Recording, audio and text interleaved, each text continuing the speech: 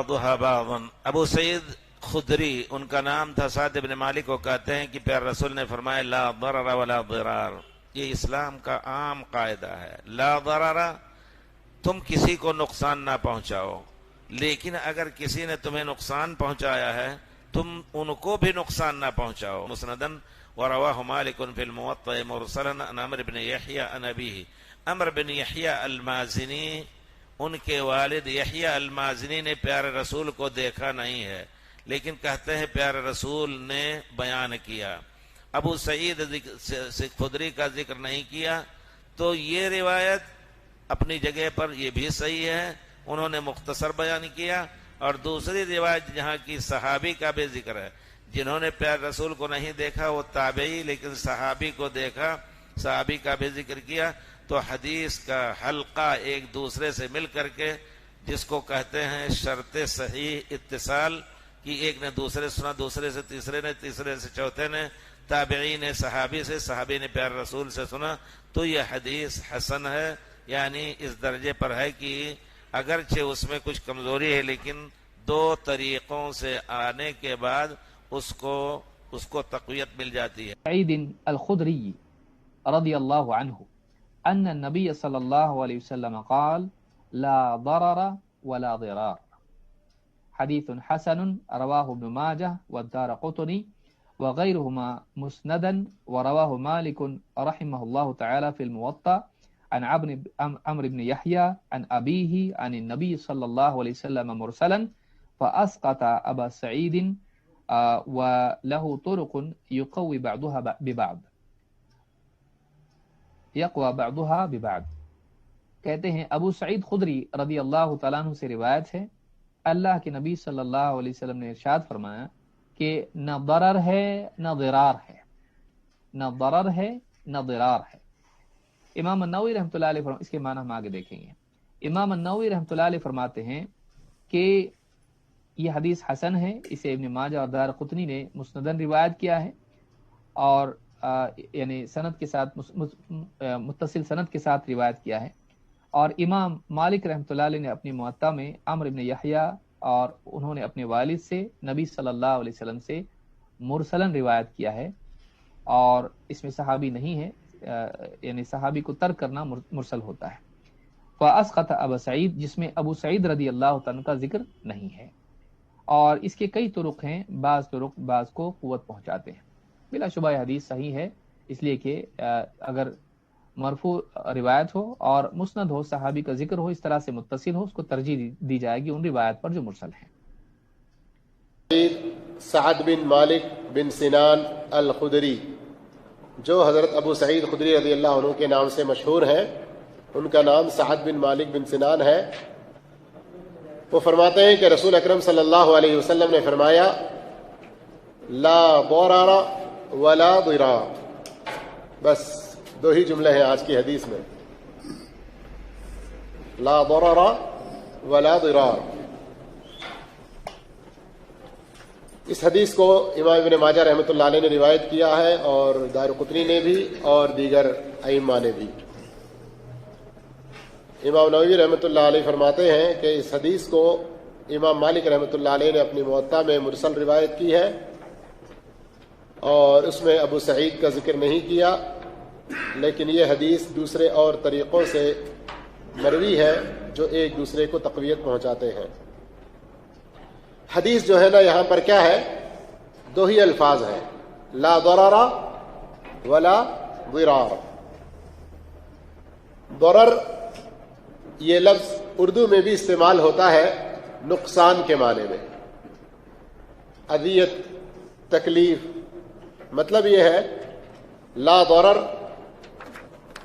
کسی کو نقصان ایسے ہی نہ پہنچاؤ، ولا ضرار، انتقامی کارروائی کے طور پر، بدلہ لینے کے طور پر بھی کسی کو نقصان نہ پہنچاؤ۔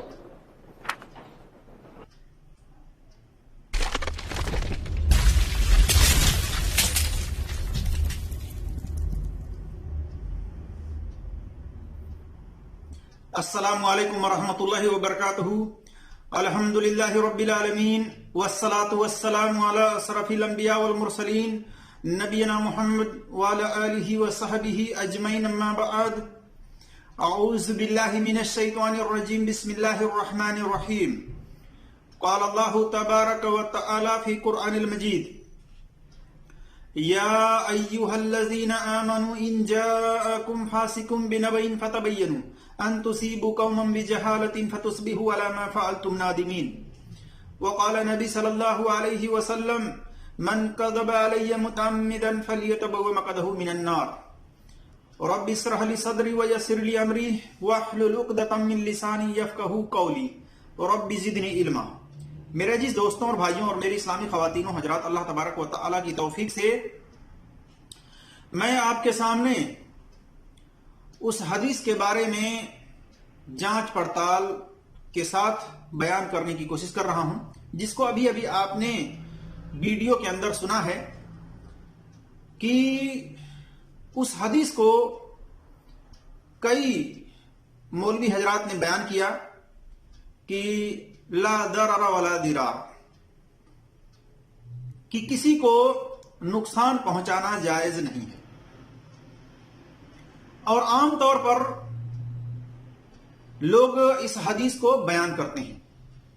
हम इस हदीस के बारे में मुख्तसर तौर पर तहकीक आपके सामने पूरी दलील के साथ रखने की कोशिश करेंगे। अल्लाह तबारक व तआला से दुआ है कि अल्लाह तबारक व तआला हमें हक बात और सच बात कहने की तौफीक अता फरमाए, और जो हमसे लफ्जी तौर पर कहने में खताएं हों अल्लाह तबारक व तआला उसको माफ फरमाए, आमीन या रब्बल आलमीन। और इसी तरह से आखिर में हम ये बताने की कोशिश करेंगे कि अल्लाह तबारक व तआला ने किन सूरतों में बदला लेने का हुक्म दिया है, वो भी बातें मैं आपके सामने पूरी दलील के साथ रखने की कोशिश करूंगा। तो आइए हम सबसे पहले देखते हैं उस हदीस के बारे में जिसको आपने अभी अभी वीडियो के अंदर सुना है। क्या वो हदीस सनद के एतबार से सही है? तो ये बात जान लीजिए कि ये हदीस जो है ला दरर वला दिरार, ये हदीस कई तुर्क से आई हुई है। अबू सईद खुदरी रदी अल्लाह ताला अन्हु से भी है, अब्दुल्ला इब्ने अब्बास रदी अल्लाह ताला अन्हुमा से भी है, उबादा बिन सामित रदी अल्लाह ताला अन्हुमा से भी है, आयशा रदी अल्लाह ताला अन्हा से भी है, और अबू हुरैरा रदी अल्लाह ताला अन्हु, जाबिर बिन अब्दुल्लाह रदी अल्लाह ताला अन्हुमा, इसी तरह से सलबा बिन मालिक रदी अल्लाह ताला अन्हुमा वगैरह से ये रवायत मुख्तलिफ सनदों से आई हुई है। ये हदीस जो है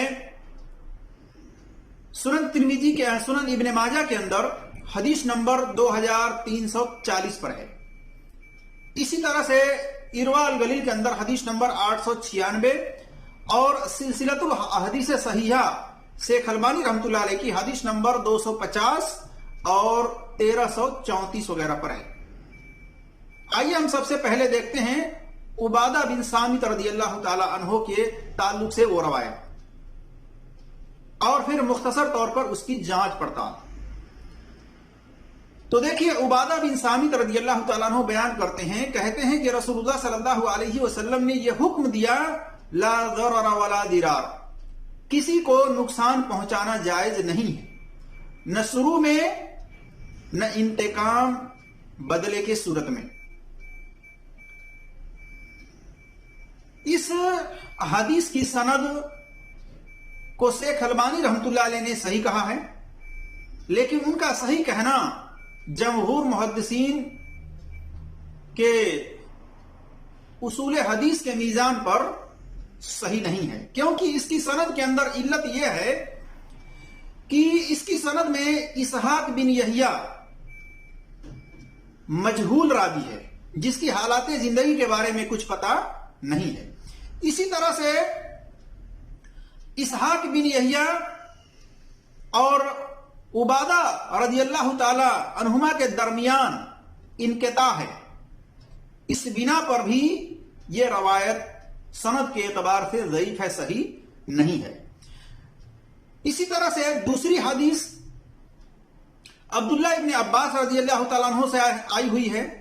अब्दुल्ला इब्ने अब्बास रज़ी अल्लाह ताला अन्हु से यह रवायत आई है सुनन इब्ने माजा के अंदर हदीस नंबर 2341 पर। اس کی سند میں راوی جابر جعفری کو جمہور محدثین نے متروک الحدیث قرار دیا ہے. اس کی بنا پر یہ روایت سخت ضعیف ہے. اسی طرح سے اس کو امام بخاری رحمۃ اللہ علیہ نے کذاب بھی کہا ہے. دیکھیے تاریخ للبخاری، تاریخ الکبیر للبخاری، امام بخاری رحمۃ اللہ علیہ کی جلد نمبر 2 صفحہ نمبر 210 کے اندر نمبر ہے 2223. اسی طرح سے یہ حدیث مسند احمد کے اندر جلد نمبر 1 صفحہ نمبر 313 میں، تحفۃ الاسراف کے اندر حدیث نمبر 6016 اور مجمل اوسط طبرانی کی جلد نمبر 4 صفحہ نمبر 55 حدیث نمبر 5193 وغیرہ میں ہے. اسی طرح سے ابو سعید خدری رضی اللہ تعالی عنہ سے یہ روایت ہے. ابو سعید سعد بن مالک بن سنان الخدری رضی اللہ تعالیٰ عنہ سے یہ روایت ہے. شرح 40 نووی، امام نووی رحمۃ اللہ علیہ نے اپنی کتاب شرح 40 نووی میں صفحہ نمبر 139 میں حدیث نمبر 32 میں اس روایت کو لائے ہیں ابو سعید خدری رضی اللہ تعالیٰ عنہ کے تعلق سے. اسی طرح سے سنن دارقطنی میں یہ حدیث ہے ابو سعید خدری رضی اللہ تعالیٰ عنہ سے، حدیث نمبر 3079 ہے. اسی طرح سے 4541 ہے. اور سنن کبرا للبہقی کے اندر البہقی میں جلد نمبر 6 صفحہ نمبر 69 ہے. اور ابن عبد البر کی التمہید جلد نمبر 20 صفحہ نمبر 159 ہے. اور مستدرک الحاکم میں امام حاکم رحمۃ اللہ علیہ لائے ہیں جلد نمبر 2 صفحہ نمبر 57 اور 58 وغیرہ پر. اسی طرح سے ابو ہریرہ رضی اللہ تعالی عنہ سے ہے. اور ابو سعید خدری رضی اللہ تعالی عنہ کے بارے میں اسی طرح سے یہ روایت جو ہے مرسل امام مالک رحمۃ اللہ علیہ نے اپنی کتاب الموطا میں جلد نمبر 2 صفحہ نمبر 745 218 وغیرہ میں مرسل روایت نقل کی ہے عمرو بن یحییٰ عن ابی عن نبی صلی اللہ علیہ وسلم سے. اور اس میں ابو سعید خدری رضی اللہ تعالی عنہ کا ذکر نہیں کیا ہے. لہذا یہ مرسل روایت ہے اور مرسل روایت تابعی کی سند کے اعتبار سے ضعیف ہوتی ہے اصول محدثین کے ہاں، اصول حدیث میں. اسی طرح سے یہ حدیث کو کثیر شواہد کی بنا پر شیخ البانی رحمۃ اللہ علیہ نے صحیح کہا ہے. سلسلۃ الاحادیث صحیحہ کے اندر حدیث نمبر 1326 اور 250 میں. اور یہ سنن دارقطنی میں حدیث نمبر 522 مصنف ابن ابی شیبہ کما فی نسب الرایا جلد نمبر 4 صفحہ نمبر 384 کے اندر موجود ہے. اسی طرح سے عبادہ بن صامت رضی اللہ تعالیٰ عنہ سے ابن ماجہ کے علاوہ عبداللہ بن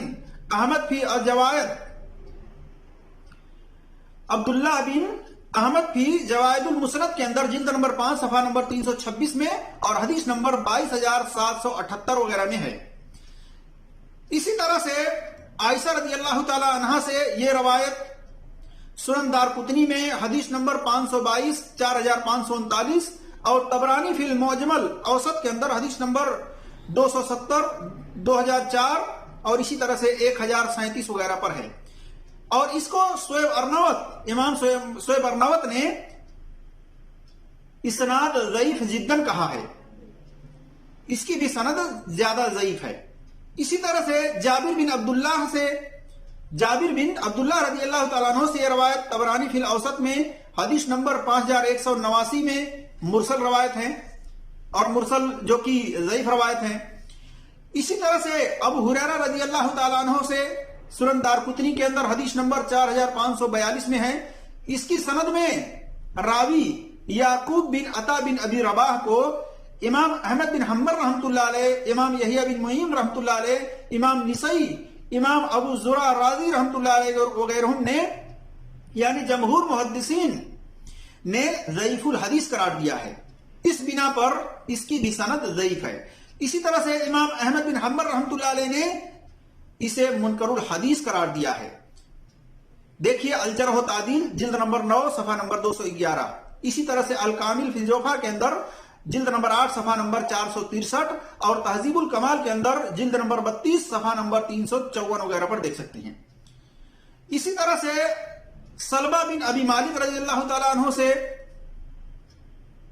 یہ روایت ہے، ابن ابی عاصم فی الحاد والمسانی کے اندر حدیث نمبر 2200 میں، اسی طرح سے طبرانی فی الکبیر کے اندر حدیث نمبر 1387 ہے، اور ابن اسیر فی اسد الغابہ کے اندر جلد نمبر 1 صفحہ نمبر 292 میں ہے، اور اس کی بھی سند ضعیف ہے، صحیح نہیں ہے۔ اسی طرح سے اور روایت ابی شرما رضی اللہ تعالیٰ عنہ سے ہے کہ نبی صلی اللہ علیہ وسلم نے فرمایا، من دار ادر اللہ بھی، جس نے کسی کو تکلیف پہنچائی تو اللہ اسے تکلیف پہنچائے گا، اور جس نے کسی سے دشمنی کی تو اللہ اس سے دشمنی کرے گا۔ یہ سنن نبی داؤد کے اندر حدیث نمبر 3635 ہے، سنن ترمذی میں حدیث نمبر 1940 ہے، اور سنن ابن ماجہ میں حدیث نمبر 2342 ہے۔ تحفۃ الاسراف کے اندر حدیث نمبر 1263 میں ہے۔ اسی طرح سے مسند احمد کے اندر حدیث جو ہے جلد نمبر 3 صفحہ نمبر 453 وغیرہ میں ہے، اور اس کی بھی سند ضعیف ہے، صحیح نہیں ہے۔ ان تمام روایتوں کے اندر خامی اور علت موجود ہے، اور محدث حافظ زبیر علی زئی رحمۃ اللہ علیہ نے بھی ان تمام احادیثوں کی سند کی جانچ پڑتال کر کے تحقیق کر کے انہوں نے لکھا ہے کہ حدیث کے شواہد کثیر ہیں، پر کلھا ضعیف، لیکن تمام کی تمام سندیں ضعیف ہیں، ان میں سے ایک بھی صحیح نہیں ہے۔ تو میرا جس دوستوں اور بھائیوں پتہ چلا کہ یہ جو روایت پیش کی جاتی ہے لا ضرر ولا ضرار، یہ تمام اپنے سندوں کے اعتبار سے مجموعی طور پر ضعیف ہے، اس میں سے ایک بھی سند صحیح نہیں ہے۔ اب ہم آپ کے سامنے بتاتے ہیں کہ اللہ تبارک و تعالی نے کن لوگوں کو کن حالات میں بدلہ لینے کا حکم دیا ہے۔ آئیے اس بارے میں دیکھیے سورہ آیت نمبر 39 سے 40-41 تک میں اللہ تبارک و تعالی نے فرمایا، جس کا ترجمہ یہ ہے کہ جب ان پر ظلم و زیادتی ہو تو وہ صرف بدلہ لے لیتے ہیں، اور برائی کا بدلہ اسی جیسی برائی ہے، اور جو معاف کر دے اور اصلاح کر لے اس کا اجر و ثواب اللہ تبارک و تعالیٰ کے ذمے ہے۔ ان اللہ یحب الظالمین، اللہ ظالموں سے محبت نہیں کرتا، اور جو شخص اپنے مظلوم ہونے کے بعد یعنی برابر کا بدلہ لے لے تو ایسے لوگوں پر کوئی گناہ نہیں ہے، کوئی الزام نہیں ہے، یعنی ان کو برا کہنا درست نہیں ہے۔ اسی طرح سے سورہ البقرہ آیت نمبر 191، 193، 194 وغیرہ میں دیکھ سکتے ہیں، اس میں اللہ تبارک و تعالیٰ نے فرمایا کہ ظالموں سے، کافروں سے، جنہوں نے مسلمانوں پر ظلم کیا، انہیں ان کے گھروں سے نکالا، ان پر زیادتیاں کی، ان ظالموں سے لڑنے کا بدلہ لینے کا حکم دیا گیا ہے۔ جیسا کہ اللہ تبارک و تعالیٰ نے فرمایا، انہیں مارو جہاں بھی پاؤ۔ کن کو؟ جن کافروں نے، مشرکوں نے، ظالموں نے ان مظلوم مسلمانوں کو ستایا، ظلم زیادتی کی، مارا پیٹا، ان کو ان کے گھر سے نکالا، ان مظلوموں کو حکم دے رہا ہے اللہ تبارک و تعالیٰ کہ ان سے لڑو، ان سے بدلہ لو، اور انہیں نکالو جہاں سے انہوں نے تمہیں نکالا ہے، یعنی ان کے گھروں سے نکالے تھے وہ، تو ان کو حکم دے رہا ہے کہ تم اب ان کو ان کے گھر سے نکالو۔ اور سنو، فتنہ قتل سے زیادہ سخت ہے، اور اگر یہ تم سے لڑیں تو تم بھی انہیں مارو۔ کافروں کو اللہ تبارک و تعالیٰ نے یہ حکم دے رہا ہے کہ تم بھی انہیں مارو، کن کو؟ جنہوں نے ظلم کیا ہے، زیادتی کی ہے مسلمانوں پر، اللہ کا دین غالب نہ آ جائے۔ اگر یہ رک جائیں تو تم بھی رک جاؤ۔ یعنی وہ ظالم اگر اپنے ظلم کرنے سے رک جائیں تو تم بھی رک جاؤ. کس سے کرنا ہے؟ صرف ظالموں سے کرنا ہے. لڑائی صرف ظالموں سے کرنا ہے، مظلوموں سے نہیں کرنا ہے. اسی طرح سے جو تم پر زیادتی کرے تم بھی اس پر اسی کے برابر زیادتی کرو جو تم پر کی ہے، اور اللہ سے ڈرتے رہا کرو اور جان رکھو کہ اللہ پرہیزگاروں کے ساتھ ہے، یعنی پرہیزگاروں کی مدد کرتا ہے. پتہ چلا کہ ناحق طور سے کسی کو نقصان نہیں پہنچانا چاہیے، کسی سے بدلہ نہیں لینا چاہیے، لیکن جب کوئی ظالم جو ہے مظلوم پر جس طرح کا ظلم کرے تو مظلوم اپنے اوپر کیے گئے ظلم کا اتنا ہی بدلہ ظالم سے لے سکتا ہے جتنا ظلم اس نے کیا ہے. تو میرے عزیز دوستوں اور بھائیوں، میں نے آپ کے سامنے یہ تمام باتیں پوری دلیل کے ساتھ رکھی کہ ناحق طور پر کسی کے اوپر ظلم زیادتی نہیں کرنی ہے، ناحق طور پر کسی کو نقصان نہیں پہنچانی ہے. لیکن اگر کوئی ظالم کسی مظلوم انسان کو اگر ستائے، اس کو مارے پیٹے، تو پھر مظلوم اگر اپنے اس کیے ہوئے ظلم کا بدلہ اس ظالم سے لیتا ہے اتنا ہی جتنا اس نے کیا ہے، تو پھر اس کے لیے یہ حق ہے کہ وہ اپنے ظلم کا بدلہ اس سے لے، اسے نقصان پہنچائے اتنا ہی جتنا اس نے اس کو مظلوم کو نقصان پہنچایا ہے. اللہ تبارک و تعالیٰ سے دعا ہے کہ اللہ تبارک و تعالیٰ ہم تمام مسلمانوں کو قرآن اور صحیح حدیث پر عمل کرنے کی توفیق عطا فرمائے. اور اسی طرح سے میرے عزیز دوستوں اور بھائیوں، اللہ تبارک و تعالیٰ نے تمام مسلمانوں کو، تمام ایمان والوں کو یہ حکم دیا ہے، یا ایھا الذین آمنوا ان جاءکم فاسق بنبأ فتبینوا، کہ اے ایمان والو، اے مسلمانوں، جب تمہارے پاس کوئی فاسق خبر لے کر آئے تو اس کی تحقیق کر لیا کرو.